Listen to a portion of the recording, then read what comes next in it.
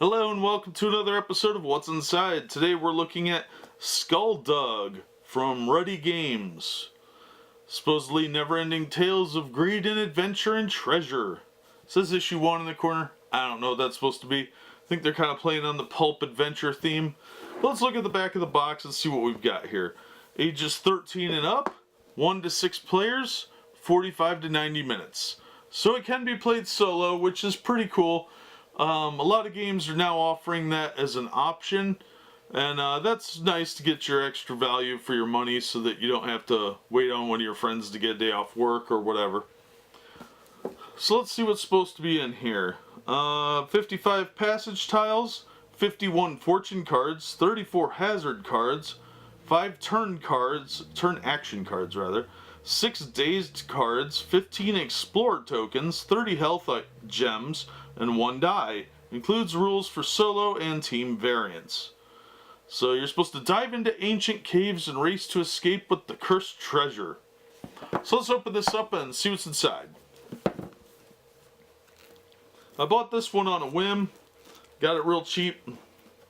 In case you didn't notice, that's a theme with my purchasing decisions, is price point. And I thought it looked like it might be kind of fun, and it does have solo play, which I think is a cool option because oftentimes I end up stuck without a group to play with.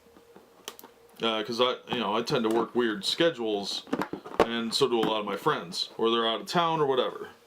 Well, the box is nice and sturdy. All right, here's our rule sheet, our rule book.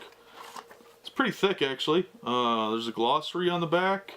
Looks like it's about 16 total pages. It's color. It's pretty nice quality, actually.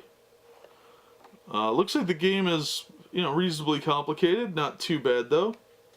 You do need a fair amount of space to play from the look of it, because it is a tile game. So here we have our die. It's just a D6. It's fairly heavy, actually. Yeah, it's a pretty nice die, actually. Alright, so let's put that back. We've got some cards here. We'll look at those in a second. And then we've got some tiles. Oh, this insert's pretty well designed. Here's our bag of gems. Stands for the characters and the characters. So we'll leave the stands in there. See if there's anything hidden underneath here. Nope.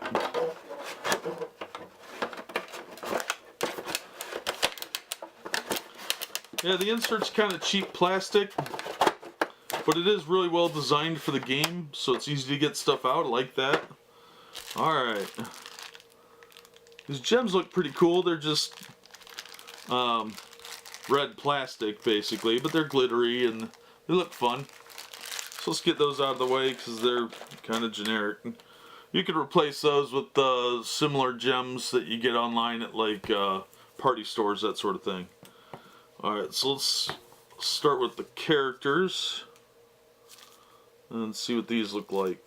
Figure out how to open this plastic. These are sealed pretty good.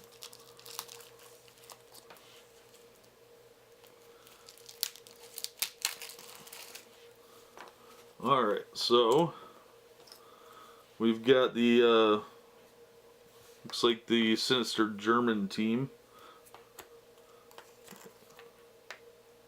Alright, so it looks like there's 3 of each color. Like the gray ones here, that guy looks like some kind of biker. Then we've got some sort of commandant and a surly shipyard worker. Then we've got a lady with a mask on. I don't know what that lady's dressed like. Banditas, I guess.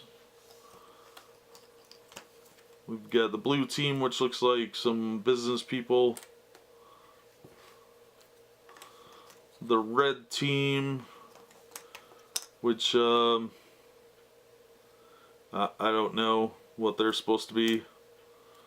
Necromancers or something. Then we've got yellow, which looks like some explorer types. A lot of girl power here. So there's 5 teams. And did it say supposed to be 1 to 6 players, and there's 5 teams. So that's odd. Let me adjust the camera so you can get a better look at the cards and tiles, and we'll take a look at those. Alright, so I don't know why there's 5 groups when it's supposed to be for 6 players. So I find that a little weird.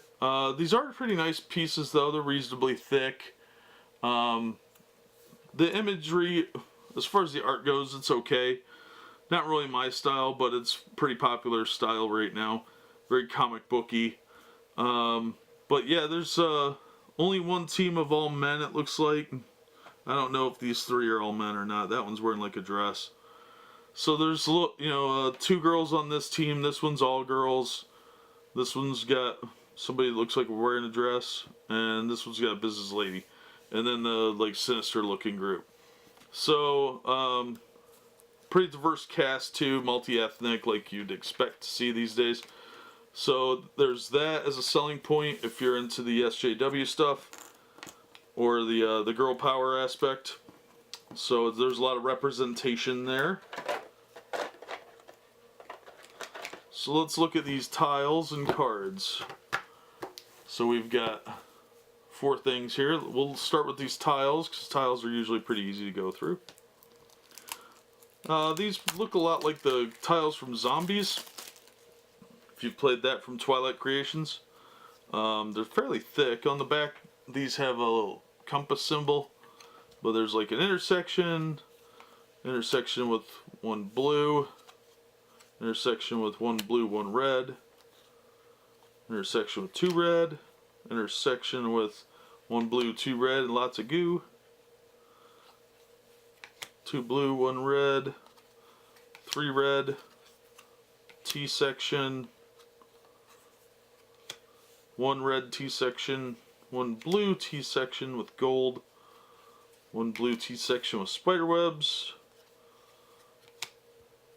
1 blue card T-section with a little bit of gold, 1 blue, 1 red with spiderwebs and bones, 1 blue, 1 red with green ooze with a gold thingy in it,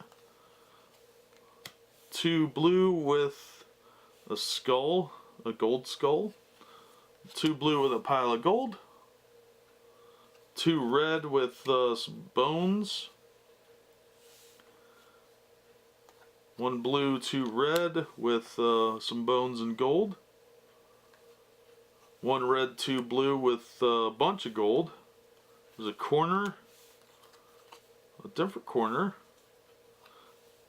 with 1 red, a different corner with 1 red and some bones, 1 blue with a few gems, 1 blue with some golden gem, 1 red, 1 blue with a necklace.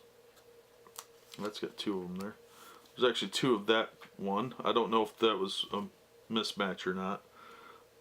They were stuck together. So 1 blue, 1 red with some golden gems and lava.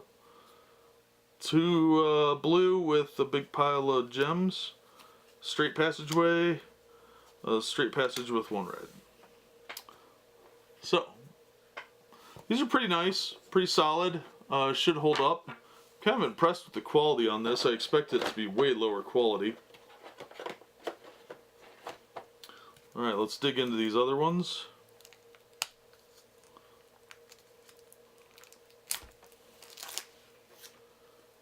Alright, the other pack of tiles.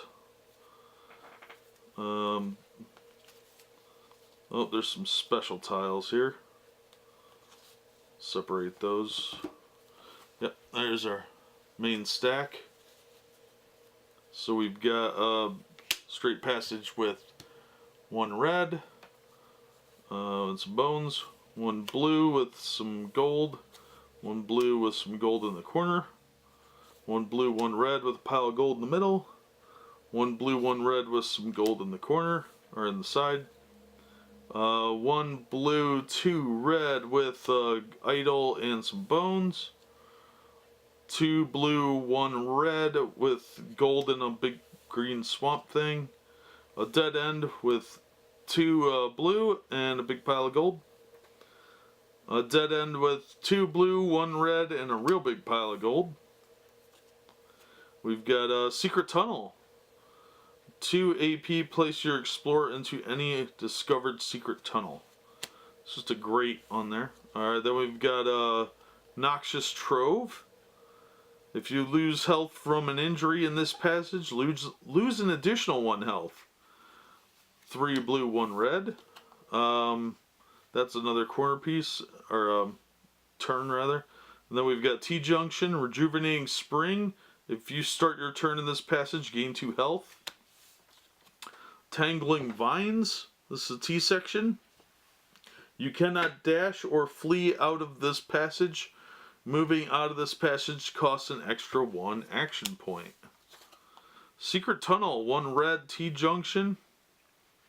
2 AP, place your explorer into any discovered secret tunnel. You can kind of see it up here in the corner. Then we've got another secret tunnel. This is a 4 intersection. 2 action points, place your explorer into any discovered secret tunnel. A Colossal Pit, 4-way intersection. 1 red card. Colossal Pit, immediately upon entering this passage, roll a die. If you roll less than 4, take an injury for 2 health. If you are holding the trusty whip, you may ignore this encounter. Then we've got a Rejuvenating Spring with 1 red card. If you start your turn in this passage, gain 2 health. That's a 4-way. Another 4-way with Tangling Vines. You cannot dash or flee out of this passage. Moving out of this passage costs an extra action point. 1 blue card. Colossal Pit, 2 blue cards. Immediately upon entering this passage, roll a die. If you roll less than 4, take an injury for 2 health. If you're holding the trusty whip, you may ignore this encounter. Dead End Secret Tunnel. 2 action points, place your explorer into any discovered secret tunnel. 2 red. You've got a lava pit in the corner. It's a turn. T-Junction, 1 blue, 1 red. Shifting Walls. 2 action points. Put this tile and its contents in an undiscovered passage without changing its orientation. It must connect to another discovered passage. Interesting. Then we've got this token or tile. That's a 4-way with this like light source. Looks like an entrance. And then on the back is a corner with the same thing. So I think this is your entrance card. Then you've got the here we've got the teams. There's 5 teams, so I don't know why this is a 1 to 6 player game. First team is the Cultists. Turn actions lists are on them. Are all these the same? Yeah, it looks like all the turn actions are the same. So let's look at the teams first. So the teams we've got are the Henchmen, the Adventurers, the Suits, the Rogues, and the Cultists. That's the teams. So, like I said, the art's not bad. It's just not really my thing. But your turn actions: 1 action point, move to a connected passage. 1 action point, dash through 2 passages. 1 action point, pick up an item in your passage. 0 to drop items into your line of sight. Okay, whatever. 1 action point, shove another explorer away. 1 action point to throw an item at an explorer. 1 action point to destroy a troublesome passage. Use up to once per turn. 1 action point to focus to improve die rolls by 1. You have 3 action points to spend each turn. 2 action points in team mode. Alright, so if you're doing teams, I guess that's how you could do 6 players, but that's kind of... I don't know why they didn't just throw in a 6th team. Alright, so... there's 1 tile left, and let me fight with this stupid box for a minute. And that is the Cave Health for solo mode. and it says Cave Health Solo Mode. Place 20 health gems on this title at the start of the game. At the end of each turn, remove one gem and roll the die. If you roll higher than the number of remaining gems, the cave collapses and you lose. Okay. So there's a solo mode special tile. So don't lose that if you want to play solo. Let's look at the cards. The blue deck is definitely larger than the red deck, but we'll do the red deck first. If I can get the plastic off.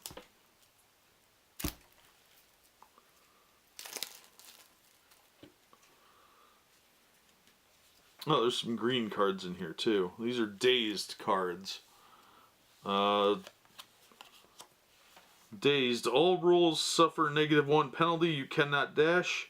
During your turn, you may spend 2 action points to remove dazed. It says the same thing on both sides, and there's 6 of these. So we'll get those out of the way. And let's look at these red cards.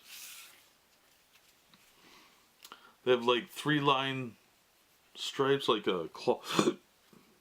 Excuse me. There's like 3-line stripes on these, as if they're like a claw attack. Finicky Mind Eater. Okay, so these must be monsters or traps or whatever. Finicky Mind Eater. If you are dazed, you may skip encounters with this monster.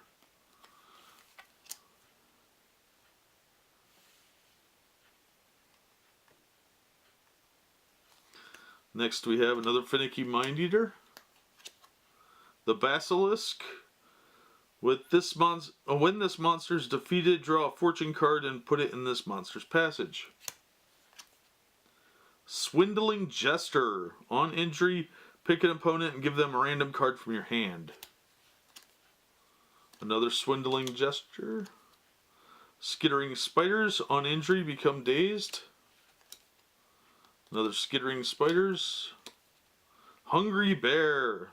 When encountering this monster, you may discard a consumable to ignore combat with it for this turn. A second Hungry Bear. Putrid Horror. When fleeing from this monster, keep moving in that direction until you begin an encounter or hit a wall. A second Putrid Horror. Shrieking Bats. Just some bats. Second Bats. Jeweled Construct. With this monster counts as a treasure well held. Do not discard it when you defeat it. Instead, immediately pick it up or for 0 action points. Shambling Corpse. If you are holding Glittering Torch, you may skip the encounters with this monster. Second Shambling Corpse. Damned Spirit. This monster is not discarded when it is defeated. Crystal Centurion. Not all that glitters is good for you. A second Crystal Centurion. Gorgeous Adonis. On injury, lose 1 action point. You do not flee. Second one. Mischievous Monkey. On injury, drop a random card from your hand into your passage. Second Monkey. Porto Boulder. On injury, before taking damage, flee and keep moving until you begin an encounter or hit a wall.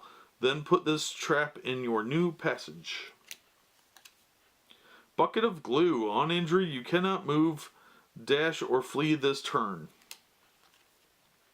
Bucket of Grease. On injury, keep moving in the last direction you moved until you begin an encounter or hit a wall. Rattling Basket. On injury, become dazed. Another Rattling Basket. Snare Trap. On injury, drop all cards in your hand into your passage. Another Snare Trap. Convincing Sign. On injury, rotate your passage 90 degrees clockwise. Another sign. Bear Trap. Works even better on people. And a second Bear Trap. And that's the deck. So there's quite a few traps. Pretty decent selection of stuff. Not a lot, but enough to play the game. So, yeah, pretty neat. So far, this game looks pretty fun, actually. I'm not going to lie. Kind of impressed with it. It looks a lot more fun than I thought it would be. I thought it was going to be really low quality, but it's really not that bad. The cards are probably going to start sticking together because they have cheap gloss on them, but we'll see how they come out. Alright, these are your fortune cards, I think. Yeah, that's what it looks like. Unwieldy Totem. Your maximum hand size is reduced by 1. Tribal Headdress. At the start of your turn, put all monsters with line of sight to your explorer into your passage and encounter them. Holy Relic. You cannot use the destroy, throw, or shove actions. You cannot pick up Holy Relic if you have used destroy, throw, or shove this turn. Heavy Chest. As part of your turn, drop Heavy Chest into your passage. At the start of your turn. Ceremonial Sword. Combat rolls take a -2 penalty. You do not have to flee from monsters. Ceremonial Armor. Rolls against traps take a -2 penalty. If you lose health from an injury on your turn, gain 1 action point. Samael Spectacles. At the start of your turn, rotate your passage 90 degrees clockwise. Cloak of Thorns. If you lose health from an injury, lose an additional 1 health. Golden Hedgehog. When you pick up Golden Hedgehog, lose 2 health. This does not count as taking an injury. Bloodstone Amulet. Reduce your health to 1. You cannot gain health while holding this treasure. You have an extra 1 action point each turn. These are awful. Brass Knuckles. Here we go. Combat rolls against monsters gain +1 bonus. Delicate Toolkit. Rolls against trap gain a +1 bonus. Sturdy Shovel. 1 action point. Rotate your passage or an adjacent passage to any orientation. Trusty Whip. 1 action point. Pick up a non-trap item from a connected passage. Lucky Underwear. Once per turn, if you roll equal to or higher than your current health, you may re-roll the die. Soul Catcher. Whenever you defeat a monster in combat, gain 1 health. Fresnel's Eyepiece. Your line of sight continues around 2 corners. Shiny New Whistle. 1 action point. Put any monster into any passage in its line of sight. You may use this once per turn. Running Shoes. Each turn you have 1 additional action point that may only be spent to move or dash. Ornamental Key. If you are holding the heavy chest, it's worth 3 treasure. Glittering Torch. 1 action point. Discover a passage connected to yours. You may immediately move it for 0 action points.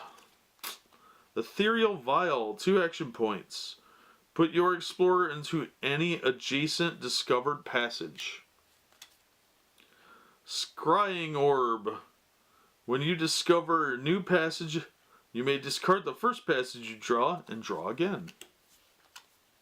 Flak Jacket. Discard when you lose all your health. Set your health to 1. Questionable Rations. Discard upon entering combat with a monster. Ignore all monster encounters in this passage this turn. Blasting Charge. Discard, destroy an unoccupied passage in your line of sight. Another Blasting Charge. Witching Window. Discard, you can drop and throw non-treasure items into any passage until the end of the turn. Mimic Stone. Use it any time. Treat this card as a copy of a non-treasure item held by another explorer. Discard at the end of your turn. Ingress Token. Discard. Put your explorer into any discovered secret tunnel. Summoner's Chalk. Discard. Move any monster into any unoccupied passage. Unstable Explosives. You may use this to destroy action. Discard. You may use the destroy action for 0 AP as many times as you want this turn. Unlabeled pills. Discard. Roll the die. If the unmodified roll is 1, lose 1 health. 2, become dazed. 3 to 4, gain 2 health. 5 to 6, gain 3 action points this turn. Soulbond Charm. Discard when you die. Pick another card in your hand. You may keep that card in your hand rather than dropping it. Rusty Sword. Discard after rolling in a monster encounter. +2 to your combat roll. If you throw Rusty Sword, +1 to your combat roll. Another Rusty Sword. Rabbit's Foot. Discard after rolling the die. Reroll the die and use that result instead. Another Rabbit's Foot. Pure Adrenaline. Discard. Gain 2 action points this turn. Another Pure Adrenaline. Gas Grenade. Discard. Pick a passage in your line of sight. All explorers in that passage and all connected passages become dazed. Another Gas Grenade. Soothing Pipe. Discard. Gain 2 health and become dazed. Another Soothing Pipe. Magus Spade. Discard. Rotate any passage to any orientation. Another Magus Spade. Flare Gun. Discard. Discover passages in a straight line from your passage until it hits a wall. Crooked Fish Hook. Discard. Pick a card held by an explorer in your passage or a connected passage and put it in your passage. Another Crooked Fish Hook. Brittle Shield. Discard when taking an injury. Prevent all health loss and effects of this injury. You must still flee. And lastly, another Brittle Shield. Alright, so that's a fair number of adventure cards there, most of which look like they're pretty good. Really could change the game based on what you draw. But that is what is inside of Skulldug. It actually looks a lot more fun than I thought from first impression. I bought it kind of on a whim and thought, well, maybe it's better than it looks. The advertising didn't make it look like this at all. This seems to play a little bit more like zombies, but with an adventuring twist. So I think it looks like it's going to be pretty fun. I'm interested in playing. But that is what is inside, so that's going to do it for this one. As always, thank you for watching, and we hope to see you on the next episode of What's Inside.